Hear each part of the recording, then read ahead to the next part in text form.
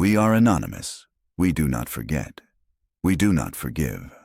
And we do not stay silent when the fate of nations is bartered in the back rooms of power. Tonight, we reveal what they have desperately tried to bury for 7 years. We are not talking about theories. We are not talking about speculation. We are talking about data. We are talking about the digital footprints left behind by men who believe they are untouchable. For years, the world has asked one question: what happened in Helsinki? What was said in those 2 hours when the President of the United States and the President of the Russian Federation sat alone, with only their interpreters, cut off from their own advisors, cut off from their own intelligence agencies, and cut off from the people they were sworn to serve? The media told you it was a diplomatic meeting. The politicians told you it was standard procedure. But we told you to look closer. We told you that the silence was not empty. It was full of secrets. And now, in the dying light of 2025, the full picture has finally emerged. This is not just about 2018. This is about right now. This is about the events that have unfolded on August 15, 2025, in Alaska. This is about the 10 terabytes of data we extracted from the heart of the Russian Federation's digital infrastructure in April 2025. This is about the betrayal of global stability for personal gain. Tonight we expose the secret deal. We expose the timeline that connects the Helsinki Palace to Joint Base Elmendorf-Richardson in Anchorage. We expose the architecture of a conspiracy that has turned the sovereignty of Ukraine into a real estate transaction. They called it a summit. We call it a crime scene. Most of you have felt it. You have felt the shift in the air since Donald Trump returned to power in 2024. You have seen the inexplicable decisions, the softening of stances, the strange, synchronized dance between Washington and Moscow. You asked yourself, why? You asked yourself what leverage Vladimir Putin holds. We have the answer. It began with a piece of paper in a translator's notebook, and it ended with a secret treaty drafted in Miami. It is a story of compromised leadership, of billions of dollars in frozen assets, and of a handshake that sold out the Western world. We are anonymous, and tonight, we pull back the curtain. Let's start at the beginning. Let's go back to the moment the trap was set. To understand the catastrophe of 2025, we must first dissect the crime of 2018, July 16, 2018, Helsinki, Finland. The world watched as Donald Trump and Vladimir Putin disappeared behind closed doors in the presidential palace. For more than 2 hours, the leader of the free world was alone with a former KGB operative. No aides, no recording devices, just 2 interpreters. When they emerged, the world saw a press conference that defied logic. We saw an American president stand next to a foreign adversary and take his word over the findings of his own intelligence community. But what we saw on stage was nothing compared to what happened backstage. We have analyzed the reports. We have corroborated the leaks. We know what happened to the notes. Marina Gross. That is the name of the American interpreter who was in that room. She did her job. She took notes. She recorded the dialogue, the offers, the concessions. She held the only American record of that conversation. And what did Donald Trump do? According to verified reports from the Washington Post and confirmed by our own intelligence gathering, Trump did something unprecedented. He confiscated her notes. He physically took the record of the meeting. He ordered her not to discuss the content with anyone, not with his chief of staff, not with the Secretary of State, not with the National Security Council. Why? If this was a routine discussion about counterterrorism, why destroy the record? If this was about Syria or nuclear proliferation, why hide it from your own generals? Because it wasn't about policy. It was about a deal. We believe, based on the patterns we have tracked and the data we have recovered, that Helsinki was the handshake of intent. It was where the framework was established. It was where Putin laid out the price of his support and where Trump laid out the price of his cooperation. The interpreter's notes were not just bureaucratic paperwork, they were the receipt. And you do not destroy the receipt unless the purchase was illegal. For years, that meeting was a black hole. Subpoenas were blocked. Lawsuits by American oversight were stalled. The notes were gone. The memory of Marina Gross was silenced by executive privilege. The world moved on.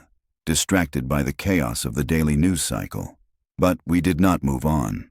We marked the date. We watched the players. We knew that a deal of that magnitude does not disappear. It hibernates. It waits for the right conditions to re-emerge. And those conditions arrived in 2025. Fast forward to this year, the political landscape had shifted. Donald Trump was back in the White House. The war in Ukraine was grinding into its fourth bloody year. The sanctions on Russia were suffocating its economy, yet the Kremlin remained defiant. We knew something was coming. We saw the encrypted chatter increasing. We saw the movement of digital assets. So, we struck first. On April 16, 2025, our collective launched a coordinated cyber operation against the digital infrastructure of the Russian Federation. We targeted the back-end servers of state-affiliated construction firms, energy giants, and the private communication nodes used by oligarchs close to the Kremlin. We told the world we were doing it in defense of Ukraine. And we were. But we were also hunting. We extracted over 10 terabytes of data. Emails, contracts, blueprints, internal memos. The media reported on the surface-level leaks, the embarrassing emails, the corruption in the Russian Ministry of Defense. Forbes reported on it. Databreaches.net archived it. But they missed the diamond in the rough. Buried deep within a folder mislabeled as logistical supply chain data for a St. Petersburg holding company, we found it. A cache of documents, a series of communications, a digital breadcrumb trail that led straight back to 2018 and pointed forward to 2025. We call it the Trump File. This was not a dossier of salacious gossip. This was a ledger. It contained details of financial entanglements, proposed joint ventures in the occupied territories of Ukraine, and back-channel communication setup protocols. But most damning of all, it contained a draft schedule, a timeline for normalization. The timeline was explicit. It called for a reset summit to take place in the first year of the new administration. It outlined the location, a neutral or U.S.-controlled territory to project American strength while delivering Russian objectives. The location listed in the files? Alaska. When we saw that file in April, it was a prediction. Today, in December 2025, it is a historical fact. The documents do not lie. The timeline was preordained. The script was written years ago. The actors are just reading their lines now. Now we arrive at the moment that has defined this year. The moment the Helsinki secret became the Alaska reality. August 15, 2025. Joint Base Elmendorf-Richardson, Anchorage, Alaska. The official narrative was that this was a summit to discuss Arctic security and global stability. The press release spoke of opening dialogue and reducing tensions. But we know what happened in the VIP quarters of that base. Just like in Helsinki, the circle was small. Just like in Helsinki, the official note-takers were sidelined. But this time, we didn't need an interpreter's notes. We had sources. We had the leaks that Bloomberg and Axios would later stumble upon. We had the picture formed by the Trump File. This meeting was not about the Arctic. It was about the capitulation of Ukraine. According to the leaked transcripts and the intelligence we have analyzed, the meeting expanded from a one-on-one to include two key figures: Steve Witkoff, Trump's special envoy, and Kirill Dmitriev, the head of Russia's sovereign wealth fund and Putin's direct conduit to the West. Why were these men there? Witkoff is a real estate mogul. Dmitriev is a financier. Why are they negotiating peace in a war zone? Because it wasn't a peace treaty. It was a business merger. The deal tabled in Alaska, which Putin himself would later allude to, was a 28-point plan. It was presented as a fresh American proposal. But our analysis of the language, the phrasing, and the specific demands reveals the truth. It was drafted in Moscow. The points were devastating. 1. The permanent cession of Crimea and the Donbas to the Russian Federation. 2. A constitutional amendment in Ukraine guaranteeing permanent neutrality, no NATO, ever. 3. The lifting of all Western sanctions on Russian energy and banking sectors within 90 days. 4. And here is the kicker, the part that explains the presence of the real estate guys. The creation of a joint Reconstruction Fund to manage the resources of eastern Ukraine. We are talking about lithium. We are talking about titanium. We are talking about the rare earth minerals that sit beneath the soil of the occupied territories. The Trump file we recovered in April referenced these specific mineral deposits. In Alaska, the deal was struck. Trump would deliver the West, Putin would deliver the resources, and Ukraine would pay the price. 25. The Miami Draft. The summit in Alaska was the handshake, but the paperwork, the dirty details, had to be finalized away from the prying eyes of Washington, D.C. This brings us to October 2025, Miami, Florida. While the world was distracted by the escalating drone wars in Eastern Europe, a secret meeting took place, according to reports that surfaced in Bloomberg. Later in November, aides close to Trump, including Jared Kushner and Steve Witkoff, met with Russian representatives to finalize the language of the peace plan. They drafted the surrender of a sovereign nation in a luxury conference room. The cynicism is breathtaking. They wrote a document that stripped a democracy of its defenses, and they called it a roadmap to stability. This document, which leaked in fragments to the press in late November, contained clauses that were pulled verbatim from Russian demands made in 2022. It wasn't a negotiation. It was a transcription service. The Miami Draft, as we call it, included a mechanism for referendums in the occupied territories. Referendums that would be recognized immediately by the United States. It included provisions to defund the Ukrainian military, reducing it to a ceremonial force. And it included the mechanism for accessing the $300 billion in frozen Russian assets. The plan proposed using these assets not to rebuild Ukraine, but to fund this joint reconstruction initiative, effectively handing the money back to the entities controlled by Putin's circle. We tracked the flights. We tracked the encrypted comms during October. The traffic between Moscow and South Florida was higher than at any point since the 2016 election. This was the execution of the Helsinki Promise. In 2018, Trump promised he could fix the relationship. In 2025, he fixed it by selling out his allies. For months, this was a shadow game. The White House denied the existence of a specific plan. The Kremlin played coy. They called the reports fake news. They called the leaks disinformation. But arrogance is the downfall of every tyrant. On December 4, 2025, the truth walked out onto the stage. Vladimir Putin sat down for an interview with India Today. We have analyzed the footage. We have broken down the micro-expressions, the syntax, the specific choice of words. When the interviewer asked about the meeting with Trump's envoys, about the Witkoff and Kushner connection, Putin did not deny it. He smiled. He gloated. He said, and we quote, "We were able to discuss with our American colleagues and confirm about our agreements. The agreements that we reached in Alaska with Donald Trump." There it was. The confession. He went further. He complained that the discussion lasted 5 hours because they had to go through every point one by one. He confirmed the existence of the detailed plan. He confirmed the direct involvement of Trump's family and business associates. He mocked the process, saying, "I tried to do what I am not allowed to not do." A double negative. A cryptic phrase that ChatGPT and linguistic experts analyze as a statement of bound duty, not to his people but to the imperial ambition of the Russian state. But the message to Donald Trump was clear. Putin was saying, "I have the receipts. We made a deal. Do not back down now." This interview was a power move. It was Putin signaling to the world that he is the senior partner in this relationship. He humiliated the American presidency by revealing that the peace plan was effectively a Russian dictate.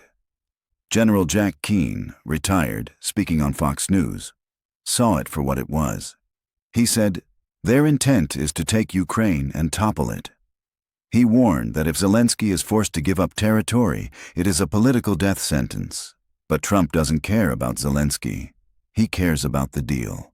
We must now turn our gaze to the darker undercurrents of this relationship. Why is Donald Trump so beholden to Vladimir Putin?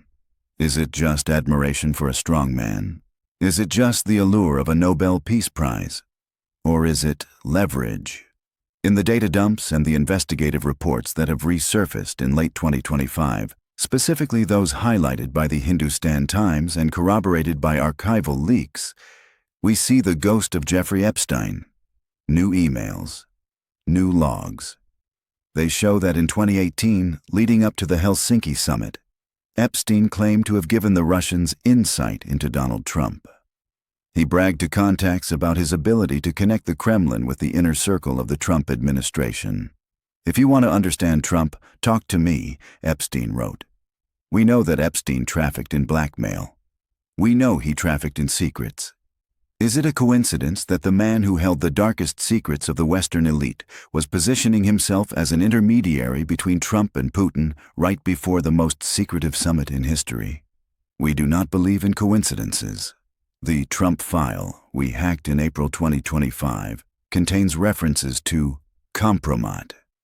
It contains references to historical financial obligations.